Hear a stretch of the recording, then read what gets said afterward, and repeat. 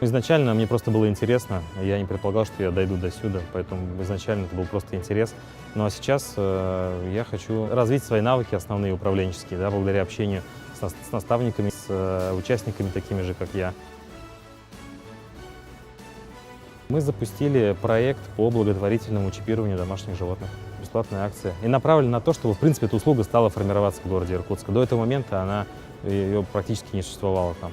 Он был как раз направлен на развитие гражданского общества, да, города Иркутска, на формирование и повышение культуры обращения с домашними животными. То есть та тема, как раз, которую сейчас только в декабре подписал президент закон, да, и вот, соответственно, направлено на ее реализацию был, да, то есть как раз поднять как бы культуру у людей обращения с животными. Мы не только нашли спонсоров, мы и убедили еще ветеринаров для того, чтобы они поучаствовали в этом, потому что, в принципе, люди не готовы даже жертвовать на это деньги. Это было очень как бы тяжело собирать эти деньги. Ну и плюс, в принципе, многие люди считают это не такой первостепенной проблемой, хотя я считаю, что это важно.